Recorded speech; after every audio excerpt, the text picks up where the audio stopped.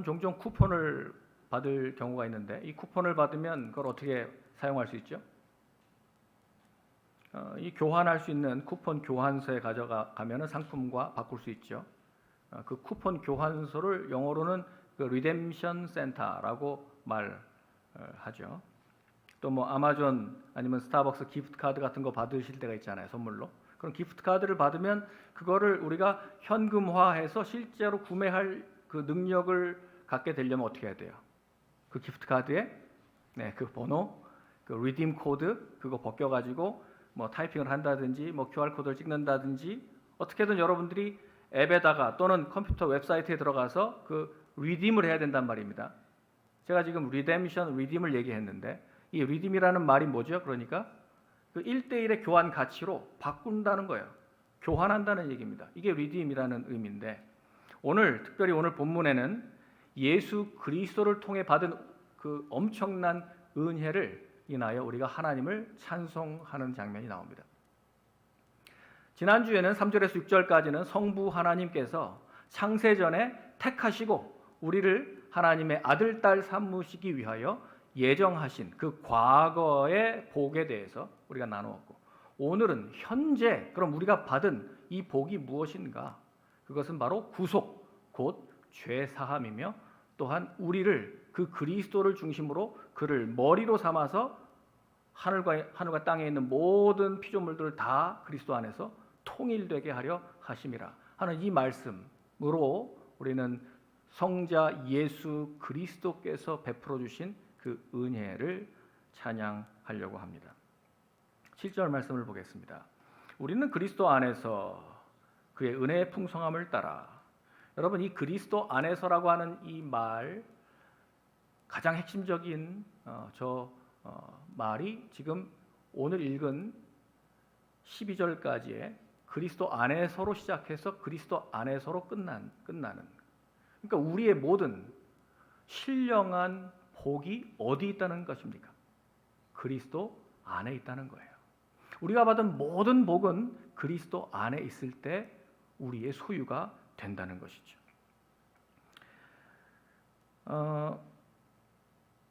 이 본문은 특별히 그의 은혜의 풍성함을 따라 그의 피로 말미암아 속량 곧 죄사함을 받았느니라. 그래서 꼭 마치 과거형처럼 보이지만 여러분 영어 성경에만 봐도 저게 어떻게 돼 있어요? 현재형이잖아요. We have redemption. 현재형이에요. 헬라어 시제도 마찬가지로 현재형입니다. 헬라어를 그대로 번역을 했으니까. 영어는 그래도 시제에 조금 민감한 언어고 한국말은 시제를 그렇게 따지지 않는 언어예요. 우린 좀 통시적이라. 그런 언어입니다. 한국어는. 그래서 시제가 좀 불분명하게 나타나지만 창세전에 택정하시고 예정하신 건 과거가 분명합니다. 그죠? 그러나 우리가 받은 이 죄사함과 구속은 이 은혜는 에코멘이라고 하는 말을 지금 번역한 건데요. 현재형이에요. 현재형 동사를 썼어요.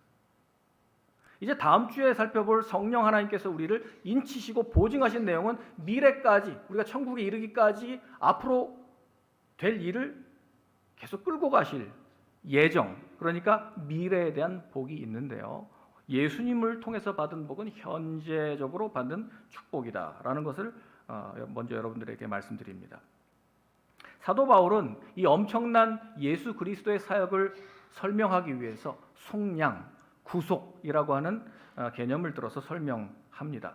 우리가 받은 이 구원은 구속의 과정을 거친 거예요. 여러분 구속이라는 말을 성경에서는 많이 쓰고 우리 교회에서도 찬양을 하는데요. 구속이라는 말이 아직도 잘 이해가 안 가는 분들 계실지 모르겠어요. 한국말의 어감에 구속이라고 하면 어떻게 들리죠? 뉴스에서 듣는 구속이라는 말은 뭐 구속 수감 뭐 이런 얘기예요. 그러니까 주로 잡아가지고 체포해가지고 어디 가둬둔다 뭐 이런 거 아닙니까? 그런 구속이 아니에요. 이건 사실은 정반대의 말입니다. 구원하는 이야기와 또 속이라는 말은 속죄한다.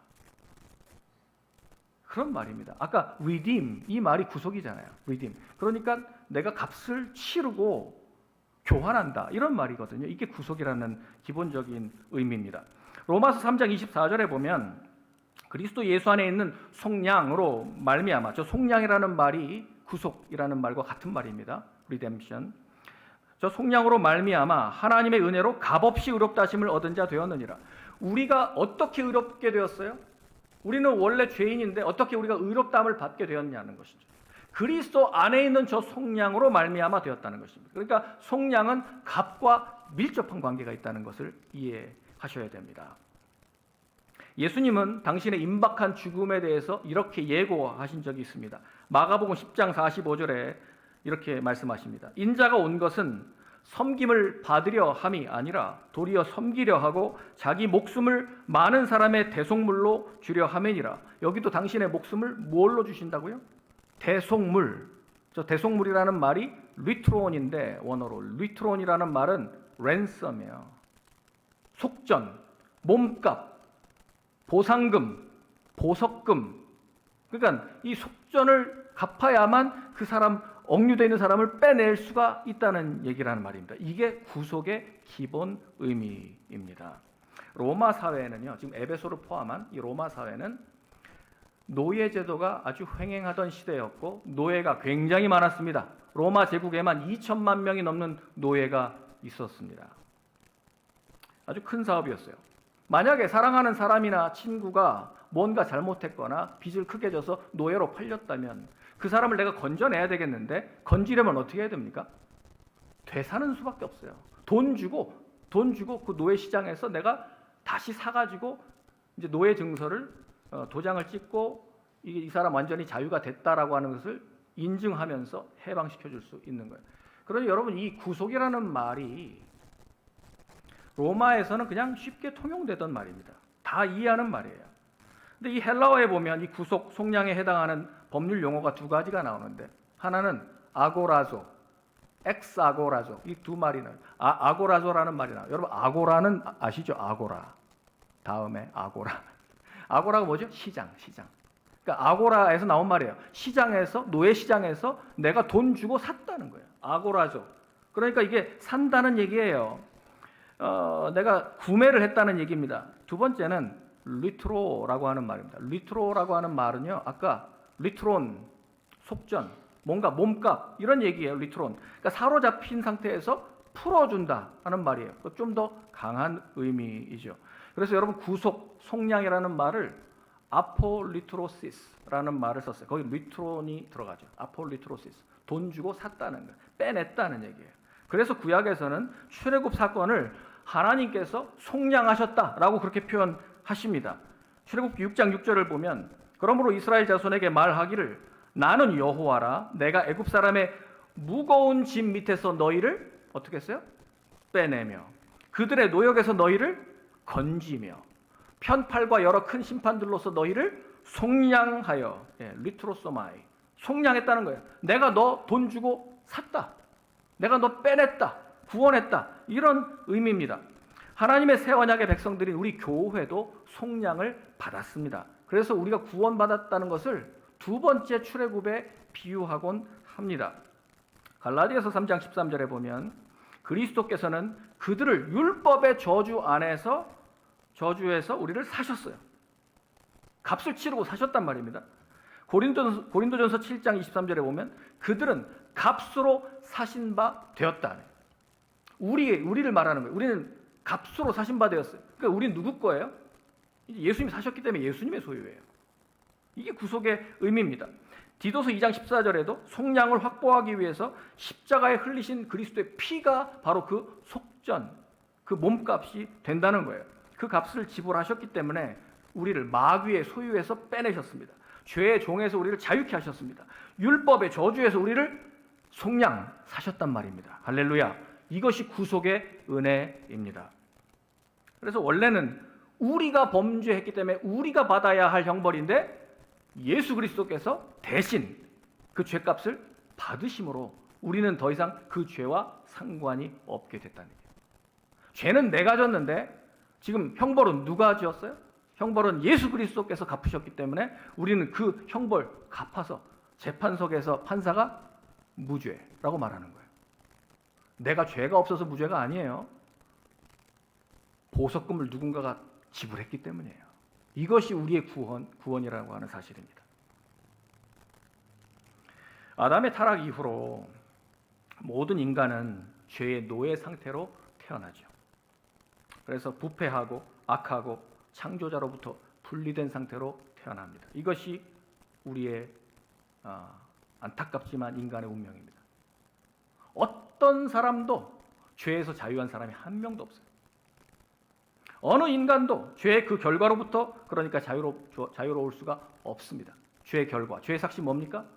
로마서 6장 23절 죄의 삭은 사망이요. 그 죄의 대가는 사망이에요. 그래서 아담에게 하나님께서 말씀하신 대로 정령 죽으리라. 그래서 죽음이 우리에게 임한 것입니다. 어떤 사람도 죄의 결과, 그 형벌, 이 죽음이라는 데서 자유로울 수가 없어요. 그러니 우리 모두는 다 죽음으로 끝나는 것입니다. 에스겔 18장 4절에도 범죄하는 그 영혼은 죽으리라 이렇게 말씀하셨잖아요. 죄의 삭은 사망이에요. 예수님이 이렇게 말씀하셨어요. 요한복음 8장 34절에 보면 죄를 범하는 자마다 죄의 뭐라고요? 종이다. 죄를 범했기 때문에 우리는 죄에게 매여버려요. 죄의 종이 됩니다. 바울은 모든 사람이 죄를 범하였음에 하나님의 영광에 이르는 사람이 단 한 사람도 없다라고 말씀하셨습니다. 3장 10절에 의인은 없나니 하나도 없으며 한 사람도 예외가 없습니다. 인간은 모두 죄 아래 팔렸습니다. 인간의 속박이 그렇게 되어 있다는 거예요. 죄는 인간을 사로잡는 포획자예요. 인간이라는 노예의 주인이 바로 죄예요. 그러니까 여러분 죄가 내가 짓는 자범죄, 나 스스로 범한 이 죄만 어떤 행동으로서의 죄만 죄가 아니고요. 여기서 말하는 죄라고 하는 것은 영적인 세력, 실체가 있습니다. 죄라고 하는 영적인 세력. 그래서 마귀가 권리를 갖게 됐어요. 우리의 죄 때문에. 만약에 내 종을 빼내고 싶으면 너 속전 갚어, 몸값 내 라고 주장할 수 있게 되어버렸다고요. 그래서 하나님께서 좋아, 그러면 내가 내 아들을 보내서 내 아들의 죽음으로 몸값을 치르겠다. 그렇게 해서 빼낸 모든 사람들은 다 이제부터 내 아들, 딸이다. 할렐루야. 여러분, 이것이 구속의 은혜라는 거예요. 갈라디아서 1장 3절 4절에 보면 구속을 이렇게 설명하십니다. 그리스도께서 하나님 곧 우리 아버지의 뜻을 따라 이 악한 세대에서 우리를 건지시려고 우리 죄를 어떻게 하셨어요? 대속하시기 위하여 자기 몸을 주셨다. 자기 몸을 주셨다. 값으로 주셨다.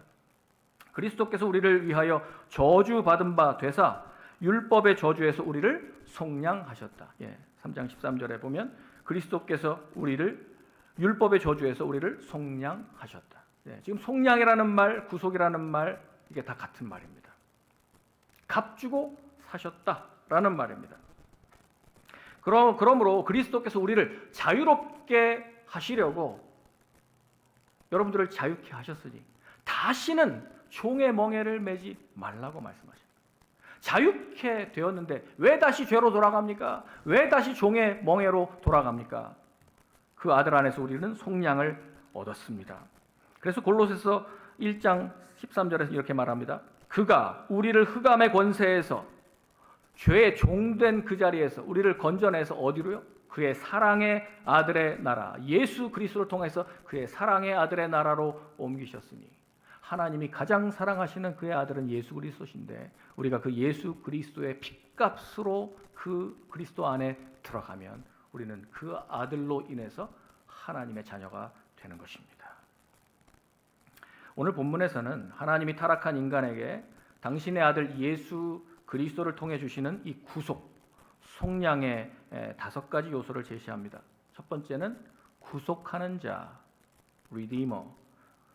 구속받는 자, redeemed. 그 다음에 구속하는 값, 구속하는 결과, 구속한 그 이유. 이 5가지에 대해서 오늘 본문은 자세히 설명하고 있습니다. 먼저 구속하는 자를 보겠습니다. 거저 주시는 바 우리가 은혜를 받았다는 거예요. 거저 주시는 은혜를 받았다는 거예요. 이는 우리가 예수 그리스도 안에서 속량함을 받았는데 그러니까 누가 우리를 구속하셨다는 얘기입니까? 예수 그리스도. 예수 그리스도가 우리를 구원, 구속하셨다는 것입니다. 예수님이 공생의 사역을 시작하실 때 요단강에서 침례를 받으시고 물 위로 올라오실 때 하나님이 뭐라고 말씀하셨어요? 너는 내 사랑하는 아들이라 라고 선언하셨습니다. 그래서 아까 골로새서 1장 13절에도 뭐라고 되어 있습니까? 그가 우리를 흑암의 권세에서 건져내사 그의 사랑의 아들의 나라로 옮기셨으니, 하나님이 사랑하시는 그의 아들, 그 구속으로 말미암아 우리는 그의 나라에 들어갔습니다. 그래서 우리는 하나님이 사랑하시는 자 안에 있기 때문에 우리가 사랑받는 자 된 줄을 믿으시기 바랍니다. 내가 사랑스러워서 하나님 앞에 내가 뭐 이쁜 짓을 해서가 아니고, 하나님이 가장 사랑하시는 예수 그리스도 안에 우리가 있기 때문에, 그분의 핏값으로 은혜를 받았기 때문에 우리는 하나님의 사랑받는 자가 된 줄 믿습니다. 아버지께서 그리스도를 사랑하시듯이 아버지 하나님은 우리를 사랑하신다는 거예요. 그래서 그리스도께서 받으신 모든 복과 유업을 이제는 그리스도 안에 있는 모든 자들에게 함께 상속자가 되게 하셨다는 거예요. 아까워하지 않으신다는 거예요. 자기 아들, 사랑하시는 아들 예수 그리스도를 우리에게 내어주셨는데 뭘 더 아까워하시겠냐는 거예요. 그래서 우리에게 상속을 주셨다는 말입니다. 다음 주에는 이 상속과 기업에 대한 이야기를 나누겠습니다. 그래서 구약 성경에는요, 기업 물을 자라고 하는 제도가 있는데, 여러분 룻기를 보면 이건 완전히 기업 물을 자에 대한 이야기죠.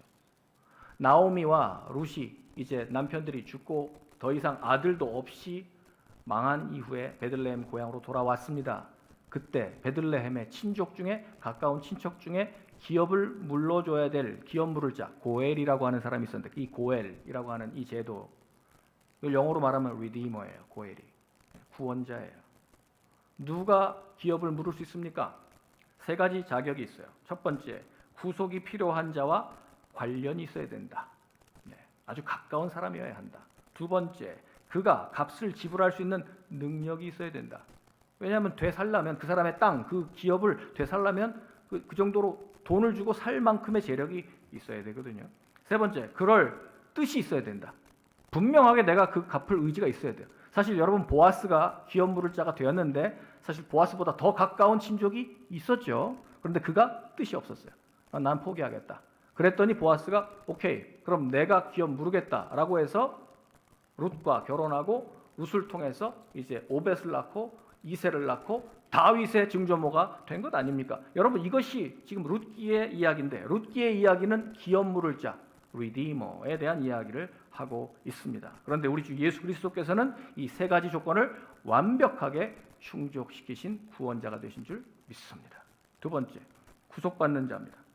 우리에게 그리스도 예수 안에 있는 신실한 자들에게, 그리스도 예수 안에 있는 믿는 자들, 신실한 자들에게 구속하는 자께서 이제 당신의 은혜를 거저 주셨죠. 우리는 이제 그분의 피를 통해서 구속받은 자가 되었습니다. 여러분, 에베소서 2장에 보면 좀 자세히 살피겠지만 오늘은 간략하게 한번 보겠습니다. 우리가 구속받기 전에 어떤 상태였는가 한번 보실까요? 에베소서 2장 1절에서 3절을 보면, 우리는 우리의 죄와 허물로 죽었던 존재들입니다. 우린 이미 죽어 있었던 존재들이에요. 세상 풍조를 따르던 자였고 공중의 권세를 잡을 자를 따랐고요. 우리 육체의 욕심을 따라서 지내면서 육체와 마음에 원하는 것을 하여서 다른 이들과 같이 본질상 우리는 어떤 사람이었어요? 진노의 자녀였습니다. 우리가 이런 상태였다고요. 그러니 하나님의 구원을 받을 자격은 없는 사람.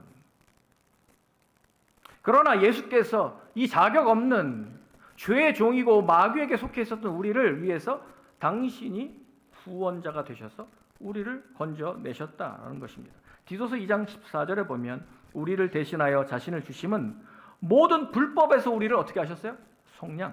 속량하셨다. 리딤하셨다는 거예요. 그래서 우리를 깨끗하게 하셔서 자기 백성 삼아 주셨다라는 것입니다.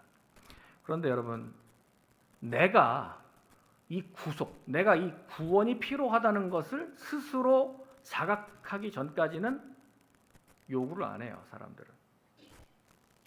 백날 복음에 대한 이야기가 들려도 이게 스스로 내가 난 정말 뼈저리게 난 어쩔 수 없이 죄에 끌려다니는 죄의 종이요 나는 마귀의 자식이구나 하는 사실을 직면하기 전까지는 복음을 필요로 하지 않는다는 말이에요.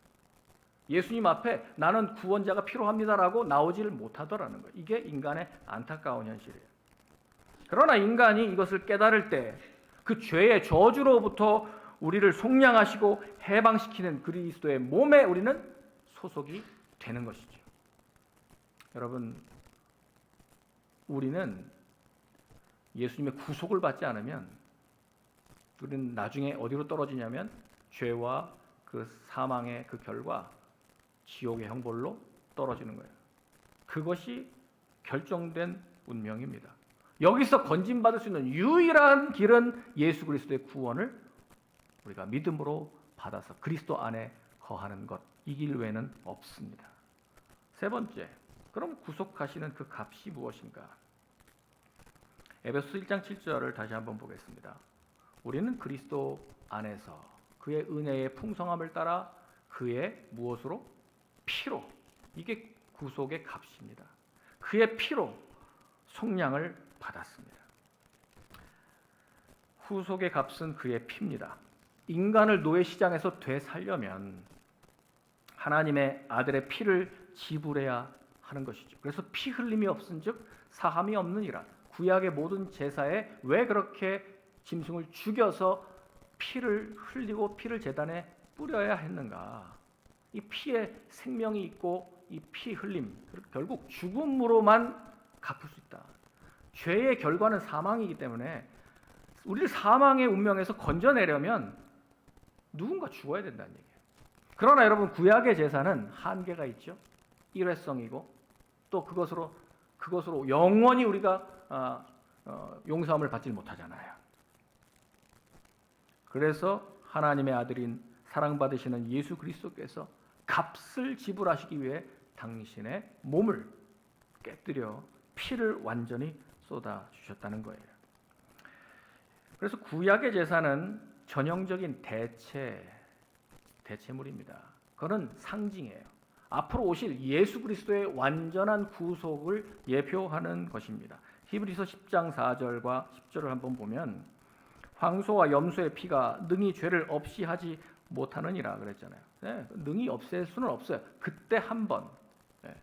예수 그리스도께서 그의 피를 흘림으로써 자신의 몸을 단번에 들이심으로, 그러므로 예수님의 구속은 십자가에서 완전하게, 한 번에 완전하게 모든 믿는 자에게 다 효력이 생긴 것이죠. 이것이 완전한 그리스도의 피의 값인 줄 믿습니다. 희생제물로 드렸어요. 에베소 5장 2절에도 그리스도께서 우리를 위하여 자신을 버리사 향기로운 제물과 희생제물로 하나님께 드리셨느니라. 당신의 자신을, 당신의 몸을 희생제물로 드렸습니다. 우리 구주께서 친히 이렇게 말씀하셨습니다. 마태복음 26장 28절에 당신의 피를 가리켜서 너희를 위하여 죄 사함을 얻게 하려고 많은 사람을 위하여 흘리는 바 나의 피, 곧 언약의 피니라. 이것이 구속의 대가예요.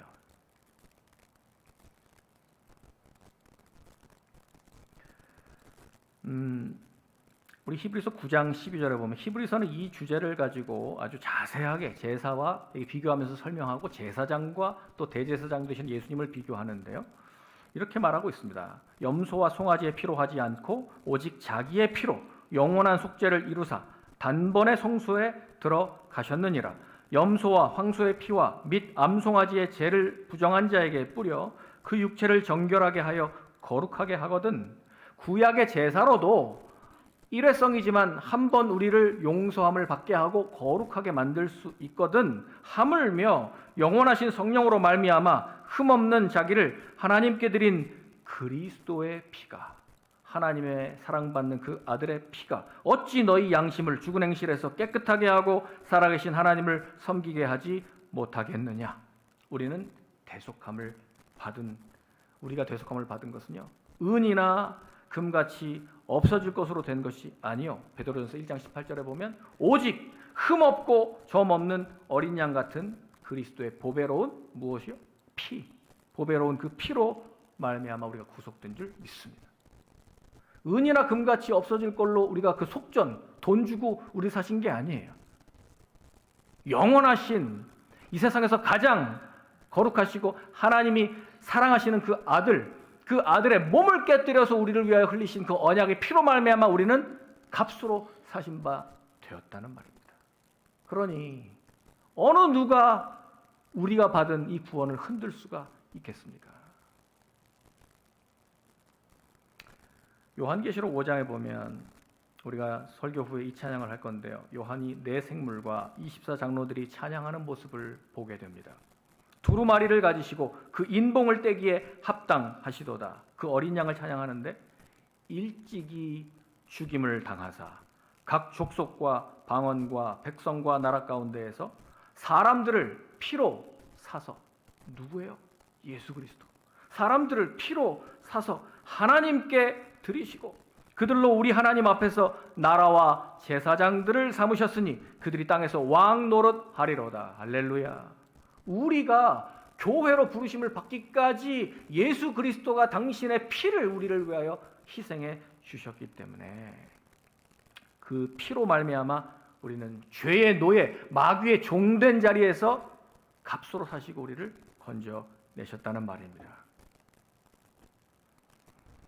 그러니 여러분 이제 구속받은 자들은 이 자유 안에서 그리스도 안에서 그가 받을 모든 영적인 기업과 유산들을 우리도 나누어 받는 상속자가 된 줄 믿습니다. 이것이 복음이죠. 네 번째, 구속하는 결과입니다. 그 구속의 결과가 뭔가? 다시 에베소서 1장 7절 한번 보겠습니다.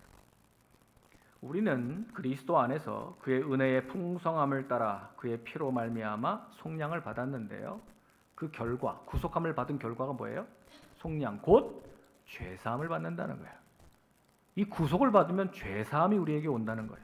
그리고 두 번째는 그가 우리에게 지혜와 총명을 주신다는 거예요. 넘치도록 주셔서 우리로 하나님의 뜻의 비밀을 창세전부터 감춰뒀던 그 비밀을 우리에게 알려주신다는 말입니다. 이것이 구속함의 결과예요. 그러니까 구속을 받으면 죄사함을 받고 지혜와 총명을 통해서 하나님의 비밀을 깨닫게 되는 것이죠. 여러분, 신자가 예수님의 속량을 받은 가장 큰 결과가 뭐냐? 그것은 바로 구속, 곧 죄사함입니다.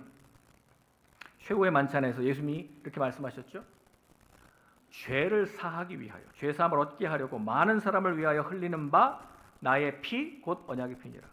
그러니까 예수님이 피 흘려주신 그 결과는 뭐예요? 우리에게 죄를 사해 주셨다는 얘기죠. 이스라엘 사람들이 가장 거룩하게 여기는 날이 욤키푸르입니다. 욤키푸르, 속죄일, 대속죄일. 이날 대제사장은 흠없는 희생제물 2마리의 염소를 준비합니다. 한 마리는 피를 뿌려서 제단에다가 뿌리고 다 쏟고, 또 다른 한 마리는 이제 우리 모든 백성의 죄를 대제사장이 그 염소, 다른 한 마리 아사셀 염소에게다가 띄워주세요. 레위기 안수를 하는 거예요. 내 모든 죄를 전가한다는 의미로 안수를 하고 그것을 광야로, 아주 깊은 광야로, 한번 떠나면 다시는 돌아오지 못하는 깊은 광야로 아사셀 염소를 어떻게 해요? 보내버립니다. 이것이 우리의 죄가 우리로부터 분리되고 영원히 떠나서 다시는 돌아오지 않는다는 것을 보여주기 위한 상징 행동이에요. 이 레위기 16장에 있는 이 아사셀 염소의 이 희생의 이야기는 참으로 의미 있는 이야기지만 이것으로도 온전하게 죄가 없어지지는 않는 거죠. 이건 그림 언어예요. 예수께서 오셔서 우리의 죄를 완전히 도말하시고 마치 시편에 있는 것처럼 동이 서에서 먼 것 같이 다시는 만나지 못할 거리로 완전히 던져버리시겠다는 거예요. 여러분, 이것이 죄 사함입니다. 그래서 죄 사함이라고 하는 이 언어는 기본적으로 원어적인 뜻으로는 send away, 보내버린다, 이런 뜻이에요. 여러분, 죄 사함이 뭐라고요? 보내버린다. 하나님이 그 죄를 던져버리셨기 때문에 없어요, 우리한테. 이것이 구속의 결과예요. 법적인 용어로 빚을 갚아버렸어요. 채무를 면제받았어요. 더 이상 우리가 보상할 아무런 근거가 없어요. 사면됐다는 거예요. 사면됐다고요. 이게 던져버렸다. 죄사함을 받았다는 이야기입니다. 이사야 44장 22절에도 자세히 나와 있는데요. 하나님이 예수 그리스도의 구속으로 인해서 모든 믿는 자들의 그 허물이 얼마나 빽빽한 구름같이 우리에게 허물이 많습니까? 많은 그 빽빽한 구름도 해가 딱 빛나면 싹 사라질 수 있는 것처럼 그 안개같이 앞이 보이지 않을 만큼 안개가 꼈다고 하더라도 해가 뜨면 완전히 사라지고 마는 것처럼 여러분 너는 내게로 돌아오라. 내가 너를 어떻게 하셨다고요? 구속하였느니라. 할렐루야. 구속의 은혜와 구속의 결과가 이렇게 놀라운 축복입니다. 그런데 참으로 안타깝게도 수많은 그리스도인들이 여전히 자기들이 행한 결정과 악행 때문에 낙심해요. 마치 하나님이 여전히 내 죄를 내 앞에 있는 죄처럼 하나님이 보실까 봐 난 여전히 용서받지 못한 자처럼 그렇게 행동하는 신자들이 있습니다. 그건 잘못된 거예요. 우리는 이미 용서받았습니다. 동의서에서 먼 것 같이 우리의 모든 죄를 예수 그리스도의 십자가의 피로 우리는 다 구원을 받았다고요. 할렐루야. 그러니까 여러분 다시 내가 죄인처럼 하나님 앞에 나가면 안 됩니다. 우리는 용서함 받은 그 그리스도의 보혈의 은혜로 하나님 앞에 아들, 딸로서 아빠라고 달려갈 수 있다고요. 근데 왜 자꾸 죄인처럼 그렇게 낙심하십니까? 우리 지난주에 택정하심과 예정하심이 창세전에 되었다는 이야기를 드렸는데요. 하나님이 우리가 태어나기도 전에 우리의 죄를 해결하셨다고요. 창세전에 우리 죄를 멀리 아사셀 염소가 광야로 들어간 것처럼 내다 버리셨다고요. 우리의 죄는 그러니까 절대로 되돌아올 수 없습니다. 갈보리 십자가 사건이 일어나기 수백 년 전에 미가 선지자가 이렇게 말했습니다. 미가서 7장에 주와 같은 신이 어디 있으리이까? 주께서는 죄악과 그 기업에 남은 자의 허물을 사유하시며 용서하시며 인애를 기뻐하심으로 진노를 오래 품지 아니하시나이다. 다시 우리를 불쌍히 여기셔서 우리의 죄악을 발로 밟으시고 우리의 모든 죄를 어디에? 깊은 바다에 던지셨나이다. 기억 안 하시겠다는 거예요. 여호와 하나님께서는 여러분들의 죄를 도말하시는 자니 기억하시지 않으시겠다고. 하나님이 예수 그리스도의 피로 말미암아 여러분 죄를 다 덮어버리시고 없애버리시고 지워버리셨는데 자꾸 여러분들만 그걸 자꾸 끄집어내는 거예요. 여러분들은 기억이 나시겠죠. 내가 범한 죄니까 답답하시죠. 그런데 여러분 그렇게 하시면 안 돼요. 하나님은 그 죄를 안 보세요. 아니 예수 그리스도의 피로 덮여있기 때문에 못 보세요. 여러분들은 완벽하게 죄사함 받았습니다. 할렐루야. 이 사실을 믿으시기 바랍니다. 그래서 예수님은 요한복음 8장에 가늠하다 현장에서 붙잡힌 이 여인에게 뭐라고 말씀하셨어요? 나도 너를 정죄하지 아니하노니 가서 다시는 죄를 범하지 말라. 예수님이 용서하시는 분이세요. 로마서 8장 1절 2절에 이렇게 말합니다. 그러므로 이제 그리스도 예수 안에 있는 자에게는 결코 정죄함이 없나니. 여러분 그리스도 예수 안에 있으십니까? 그럼 결코 정죄함이 없는 줄 믿으시기 바랍니다. 그리스도 안에 있으면 결코 정죄함이 없나니 이는 그리스도 예수 안에 있는 생명의 성령의 법이 죄와 사망의 법, 여러분들을 붙잡고 있었던 죄와 사망의 법에서 너를 어떻게 했어요? 해방하였습니다. 할렐루야. 그러니까 우리는 죄에 얽매일 필요가 없다는 것이죠. 예수 그리스도 안에서 받는 이 죄사함과 이 용서는 자격 없는 우리에게 주어진 것이지만 그 용서는 완벽합니다. 완전합니다. 예수 그리스도를 가진 자는 지금 죄 용서함 받은 상태고 앞으로도 영원히 우리는 죄 용서함 받은 상태로 하나님 앞에 떳떳하게 설 수 있습니다. 요한일서 2장 12절에도 이렇게 말하죠. 자녀들아 내가 너희에게 쓰는 것은 너희 죄가 그의 이름으로 말미암아 사함을 받았으며 우리는 예수의 이름으로 말미암아 용서함 받은 사람들입니다. 우리의 죄는 우리가 그 죄를 짓기 아주 오래 전부터 예수 그리스도의 피값으로 다 용서함 받았습니다. 그 용서는 영원히 유효합니다. 우리는 계속 죄를 짓죠. 반복적으로 죄를 짓습니다. 예수 믿고 난 다음에도 죄를 짓습니다. 알고 계십니다, 하나님께서. 그래서 우리는 반복적으로 씻을 필요는 있습니다. 그것이 우리가 예배 때마다 여러분들이 주님께 나올 때마다 무릎 꿇고 해야 될 일이 그래서 자백입니다. 자백. 우리 주 예수께서는 미쁘시고 의로우시기 때문에 우리가 자백하면 우리를 모든 불의에서 깨끗하게 하실 수 있는 분이세요. 왜냐하면 여러분을 위해서 이미 피를 다 쏟으시고 구속하셨기 때문이죠. 그래서 예수님이 베드로에게 이렇게 말씀하셨죠. 최후의 만찬 자리에서 세족식을 하던 그 자리에서 요한복음 13장 10절에 보면 이미 목욕한 자는 발밖에 씻을 필요가 없느니라. 온몸이 다 깨끗하니라. 여러분, 예수님의 구속에 그 은혜를 받은 사람은 온몸에 목욕을 했어요. 우리는 목욕했다고요. 그 깨끗함을 받았어요. 그런데 몇 발짝 걸으면 또 더러워지잖아요. 그러니까 발에 자꾸 오염이 묻어요. 우리가 그래서 매일 씻어야 될 필요는 있다고요. 여러분이 구분하셔야 됩니다. 자백과 구속을.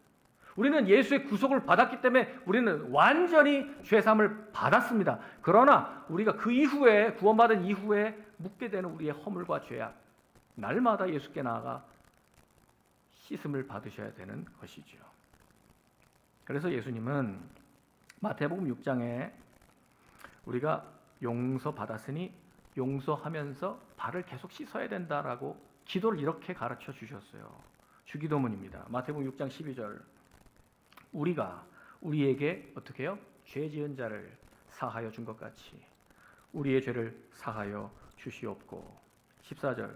너희가 사람의 잘못을 용서하면 너희 하늘 아버지께서도 너희 잘못을 용서하시려니와.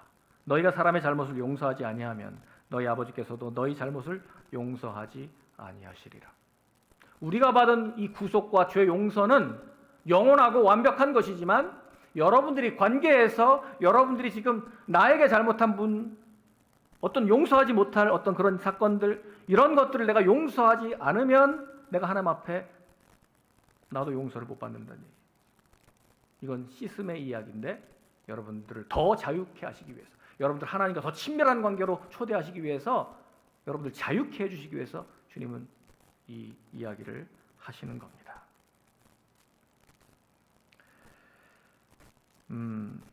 여러분, 만약에 여러분들이 억만장자를 찾아가서 내가 아주 귀하고 가치 있는 사역을 하려고 그러는데 좀 기부 좀 해주십시오 라고 요청을 했다고 하십시다.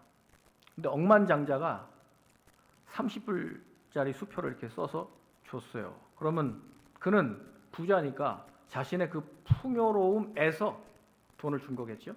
그렇죠? 풍요로움에서 기부한 것일 뿐입니다. 이 정도는 가난한 사람들도 얼마든지 할 수 있는 정도의 금액인데요. 근데 만약에 그 억만장자가 감동을 해서 10만 불짜리 체크를 써서 줬다라고 말하면 이건 그의 풍성함에서 기부한 게 아니라 그는 자신의 풍성함을 따라 according to his riches, 자신의 풍성함을 따라 풍요롭게 기부한 것이죠. 제가 왜 이 말씀을 드리냐면 하나님은 후히 주시고 넘치도록 주시는 은혜가 풍성하신 분이시다라고 하는 것입니다. 하나님은 용서를 하시는데 그의 은혜의 풍성함을 따라 우리에게 넉넉하게 용서하신다는 것이죠. 그러니까 어떤 분들은 이렇게 생각해요. 우리 죄가 그 하나님의 그 용서함의 그 용량을 초과해버리면 어떡하지? 우리는 그렇잖아요. 우리는 부모로서도 한 번, 두 번 이러잖아요. 우리 세잖아요, 자꾸. 너 다음 때 이제 몇 번 남았어? 뭐 이러잖아요. 우리는 용량의 한계가 있는데 하나님은 그 한계가 없다. 예, 풍성함에 따라.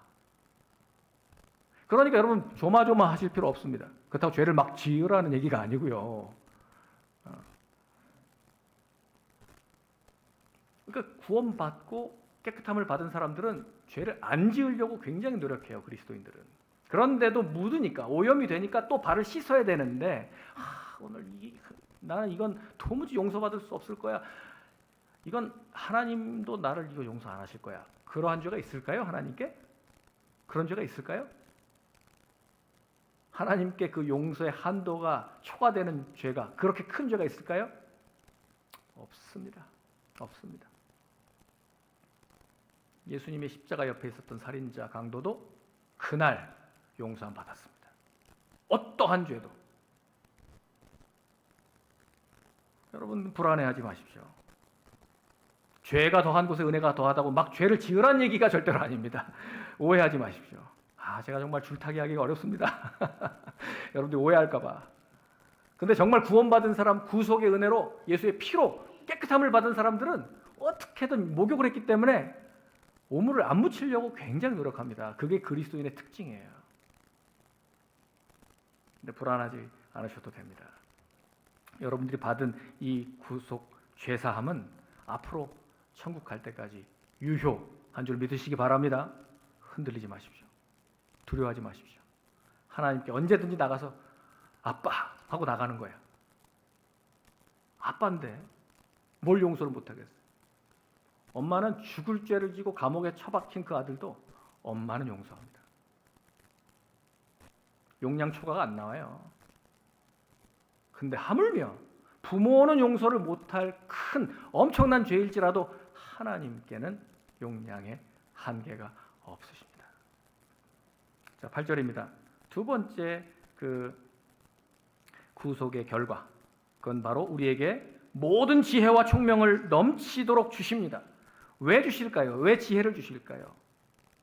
하나님이 그의 뜻의 비밀을 우리에게 알게 하시는 데 목적이 있습니다. 그 뜻의 비밀이라는 것은 저 미스테리온이라고 하는 저 말은요, 저기서 영어에 미스테리라고 하는 단어가 나왔는데 다니엘서에 게시된 바로 그런 이야기입니다. 느부갓네살 왕이 꿈을 꿨어요. 밤새 시달렸어요. 그런데 자기는 꿈을 해석을 못해요. 그런데 하나님께 계시를 받은 사람 다니엘만 그 뜻을 알아요. 그것은 장차 될 일이 이러이러하고 앞으로 하나님의 나라가 임할 것이다 라고 하는 그 하나님의 나라에 대한 비밀, 그것을 말씀하는 것이죠. 고린도전서 2장 6절에도 이렇게 이 비밀에 관해서 말합니다. 우리가 온전한 자들 중에서 지혜를 말하노니 이는 이 세상의 지혜가 아니요 또 이 세상에서 없어질 통치자들의 지혜도 아니요 오직 은밀한 가운데 있는 하나님의 지혜를 말하는 것으로서 곧 감추어졌던 것인데, 비밀이라는 것이죠. 비밀. 하나님이 우리의 영광을 위하여 만세전에 미리 정하신 것이라. 그래서 교회는 저 만세전에 감추어 두었던 하나님의 비밀을 맡은 공동체입니다. 그래서 교회는 위대합니다. 교회는 몇 명이 모이느냐, 사이즈가 어떻게 되느냐, 예산이 얼마냐, 이런 걸로 측정하는 게 아닙니다. 교회는 예수 그리스도의 몸이기 때문에 그의 영원하신 비밀을 맡은 복음을 가진 그룹이 바로 교회입니다. 여러분들 이 영광스러운 교회의 비밀, 그 정체성에 여러분 정말 타협이 없으셨으면 좋겠어요. 앞으로도 에베소서는 교회 이야기이기 때문에 좀 더 많이 교회에 대해서 우리가 다루도록 하겠습니다. 다섯 번째로 구속하는 이유는 뭡니까? 그러면 왜 하나님이 우리를 위해서 이토록 많은 일을 하셨습니까? 왜 하나님이 우리에게 모든 신령한 복을 주셨습니까? 왜 우리를 창세전에 그리스도 안에서 우리를 선택하셨고 우리를 거룩하고 흠이 없게 하시려고 우리를 그분의 자녀로 입양하시려고 미리 택정하셨냐고요. 그리스도의 피로 우리를 구속하시고 자신의 은혜의 무한한 풍성함을 따라서 우리를 넘치도록 용서하시고 우리에게 지혜와 총명을 왜 주시느냐고요. 왜요? 그 구속하는 이유가 뭡니까? 그것은 바로 10절에 나와 있는데요. 하늘에 있는 것이나 땅에 있는 것이 다 그리스도 안에서 통일되게 하려 하심이라. 우리를 전부 예수 그리스도를 머리로, 예수 그리스도께로 다 모으도록 하시기 위함입니다. 그래서 구속의 은혜를 주시는 거예요. 통일이라고 말했지만 저 말은 좀 원어를 좀 봐야 되는데요. 아나케팔레이오, 케팔레가 머리예요. 머리. 케팔레가 머리. 아나케팔레이오가 통일인데, 그러니까 저는 무슨 말이냐면 예수 그리스도를 머리로 삼아서 모든 피조물들을 다 그 머리 밑으로 집합시킨다는 거예요. 우리는 교회로 부르심을 받았기 때문에 이미 교회의 머리이신 예수 그리스도에 붙어있는 지체입니다. 몸입니다. 그러나 교회만이 아니라 땅에 있는 피조물도 예수 그리스도께, 하늘에 있는 피조물도 예수 그리스도께, 영계도 물질계도 전부 다 예수 그리스도께 모아서 통일시키려고 하는 것이, 이게 우리를 구속하신 목적이라는 말입니다. 이 날이 옵니다. 예수님이 재림하시는 그날, 이 날이 옵니다. 지금은 반역하는 영적인 세력이 존재하고, 지금은 이 땅의 모든 시스템과 세계관이 예수 그리스도를 반역하지만 이때는 전부 복종해야 됩니다. 예수 그리스도께. 교회의 머리만이 아닙니다. 세상의 모든 피조물의 머리로 예수 그리스도를 삼으셨습니다. 이것이 우리가 맡은 비밀이에요. 그래서 세번역 성경은 하나님의 계획은 때가 차면 하늘과 땅에 있는 모든 것을 그리스도 안에서 그분을 머리로 하여 통일시키는 것입니다 라고 원어적인 뜻을 번역했습니다. 빌립보서 2장 10절, 우리가 잘 아는 말씀인데요. 빌립보서 2장 10절을 한번 보겠습니다. 같이 읽겠습니다. 시작. 하늘에 있는 자들과 땅에 있는 자들과 땅 아래에 있는 자들로 모든 무릎이 예수의 이름에 꿇게 하시고 모든 입으로 예수 그리스도를 주라고 머리라고 시인하여 하나님 아버지께 영광을 돌리게 하셨느니라. 아멘. 이것이 통일시키는 목적이에요. 그때는 예외 없습니다. 전부 예수님 앞에 무릎 꿇어야 되고 전부 예수님을 주라고 시인할 수밖에 없습니다. 그래서 우리를 그의 피로 속량하시고 죄사함을 주시고 모든 지혜와 총명을 주셔서 그 뜻의 비밀을 알게 하신 우리 교회에 주신 이 사명, 이 비밀을 우리가 세상 가운데 드러내고 증거하는 거룩한 교회 공동체 되시기를 축원합니다. 이것이 하나님의 뜻의 비밀이고 신령한 복을 받은 교회의 사명인